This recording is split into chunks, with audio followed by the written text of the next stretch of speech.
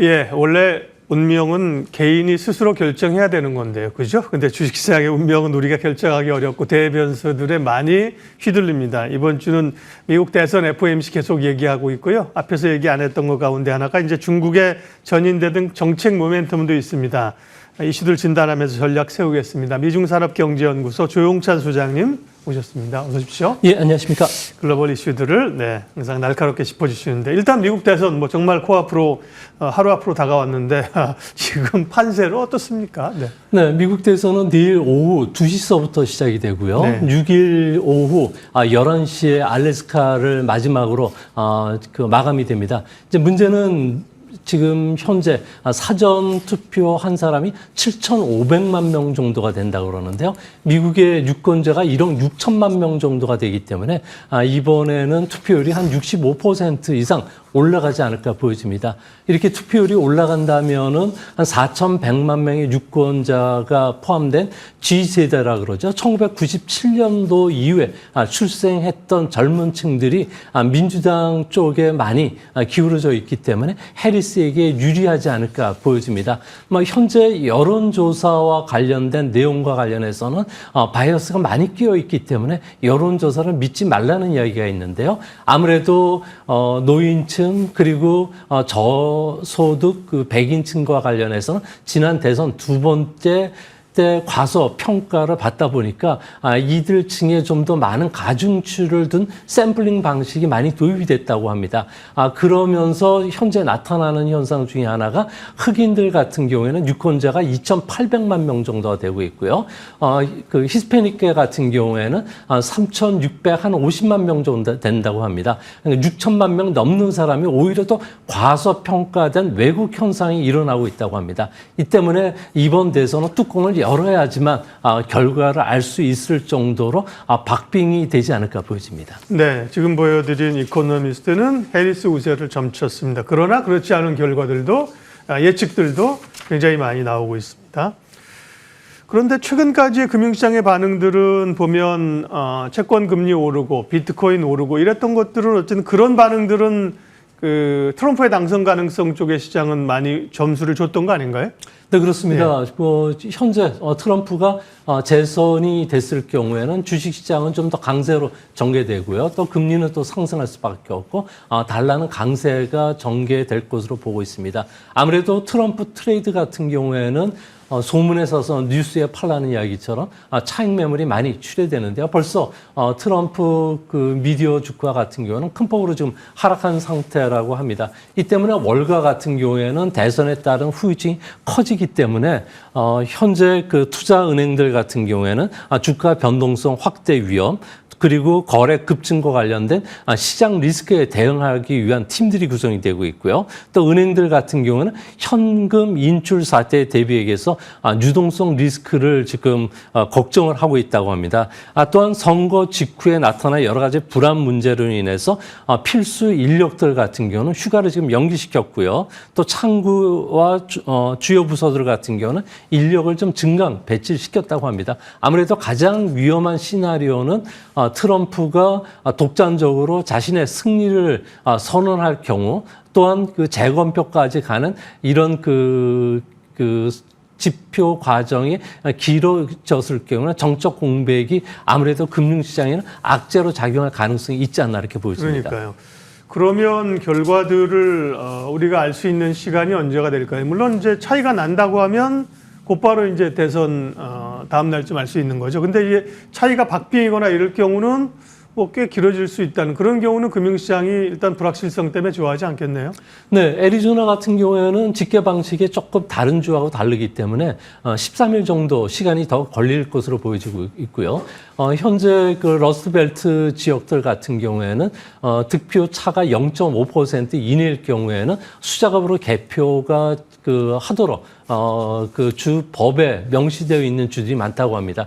이 때문에 2주 이상 시간이 걸릴 가능성이 큰데요. 이렇게 됐을 경우에는 트럼프 같은 경우에는 자신이 그 예측했던 득표와 실제 득표가 달랐을 경우에는 불복을 선언한다든지 그리고 그 법원에 다시 제소를 할 가능성이 있기 때문에 이렇게 됐을 경우에 한 달 이상 대선 자가 확정되지 못하는 불확실성이 커지지 않을까 보여집니다. 네, 그걸 이제 우려하고 있는 거고요.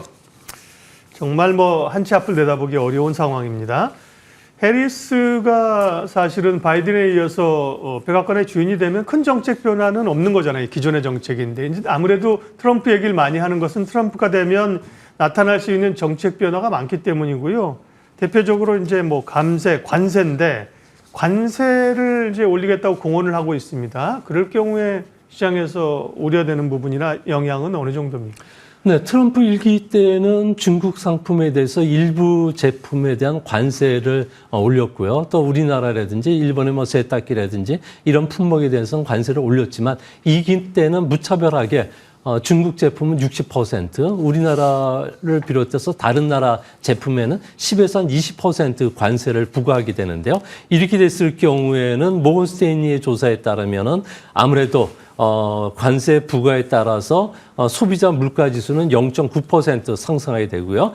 GDP는 누계로 한 1.4%니까 매년 0.3%포인트씩 떨어지지 않을까 보여집니다. 이제 문제는 여기에 불법 이민자에 대한 규제라든지 추방 그리고 또 신규 이민자를 안 받아들였을 경우에는 미국의 GDP는 1년에 0.6에서 0.7% 추가적으로 더 하락한다고 하기 때문에 미국 GDP는 누계로 2%포인트 정도 하락하면서 경기 침체를 가장 월가가 좀 두려워하는 그런 모습이라고 합니다. 미국 대선이나 정책과 관련된 질문 하나만 더 드리고 중국 얘기로 넘어가겠습니다. 일단 미국이 관세를 갑자기 올리면 다른 나라도 가만히 안 있을 거거든요. 관세라고 하는 게 서로 이제 보복 관세를 하게 되고 계속 올리게 되면서 이 소위 그동안 끌어왔던 세계 경제의 근간인 자유무역 기조가 훼손될 수 있다는 우려도 있습니다. 실제로 그럴까요? 소장님 생각은 어떠세요? 네, 1928년도에 세계 대공황이 발생을 하고 나서 1930년부터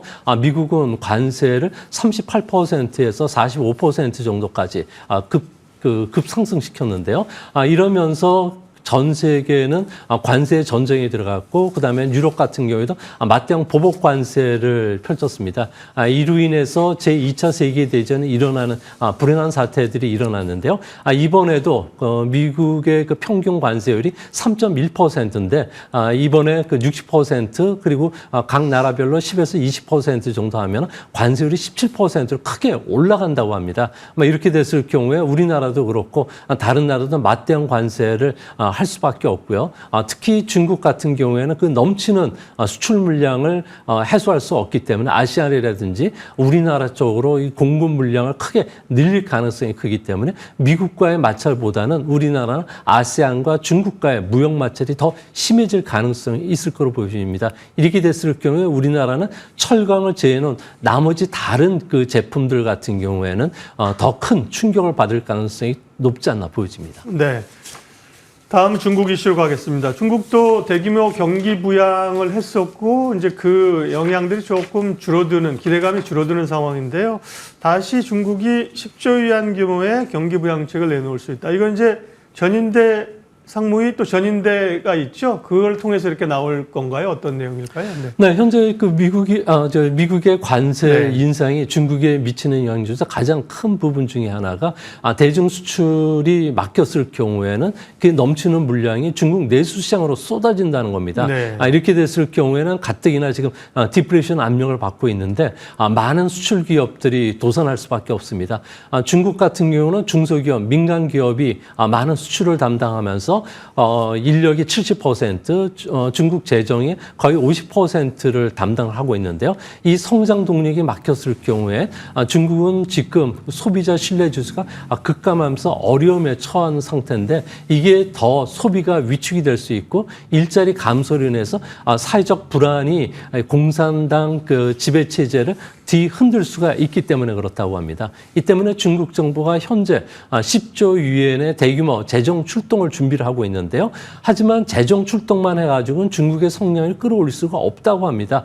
구조 개혁이라든지 그리고 여러 가지 시장과 관련된 그 부분들을 좀 풀어줘야 되기 때문에 이런 문제까지 해결하면은 이번 전인대에서 해결하기보다는 이번 그 11월 달에 있는 중앙 그 경제 공작회의라든지 내년도 3월 달에 전인돼서 구체적인 안이 나올 가능성이 있지 않나 보여집니다. 그렇다고 해서 뭐 10조 유엔 중에서 1, 2조 유엔을 그 SOC 사업이라든지 소비 쿠폰을 발행을 하더라도 중국의 성장률은 0.3에서 0.5% 정도밖에 끌어올리지 못한다고 합니다. 그래서 너무 많은 기대를 하지 않으시는 것도 좋지 않나 보여집니다. 네. 참 전인대 정협은 봄에 하는 거잖아요. 예. 근데 이제 물론 이제 연말에 경제 공작회 이런 쪽에서 정책들을 이제 다듬을 수 있다는 거고요. 마지막으로 그럼 이렇게 대규모 경기 부양이 나섰을 때 중국의 성장률을 얼마나 끌어올 수 있을 것인가. 2008년 당시에는 4조 위안을 풀었다는데 지금 10조 위안 얘기가 되고 있는 거거든요. 그러면 내년 성장률 목표라든지 중국 성장률에 기여하는 바는요? 네, 그 2008년도에 재정 출동을 했을 때는 GDP 대비해서 13% 규모입니다. 네. 현재는 규모가 더 크긴 하지만 GDP 대비해서는 8% 정도밖에 안 되고요. 2008년도에는 오로지 뉴욕 수요 자극에 이 많은 돈들이 투자가 됐는데 현재는 이 자금 중에서 1에서 2조 유엔 정도밖에 집행이 되지 않는다고 합니다. 나머지 자금들은 은행의 부실채권 정리라든지 그리고 한정치산 선고를 받았던 지방 정부의 재정 구제라든지 연금이나 그리고 그 의료 지원 쪽에 많은 자금들이 들어갈 것이라고 합니다. 중요한 것은 중국의 이런 그 재정 지출에도 불구하고 GDP 성장률을 끌어올리는 비중이 0.3에서 0.5%밖에 안 되는데요. 이 때문에 앞으로 중국이 집값과 관련된 규제를 어느 정도 더 풀지 그리고 자금 집행이 어느 정도 진행이 될지 여부에 따라서 중국의 성장률이 좀 달라지지 않을까 보여집니다. 네. 이 모든 것을 하기 위해서는 내년 3월 전인 때까지는 기다려 보셔야 되지 않나 생각이 됩니다. 예, 집중 분석 미중산업경제연구소 조용찬 소장님 함께했습니다. 고맙습니다.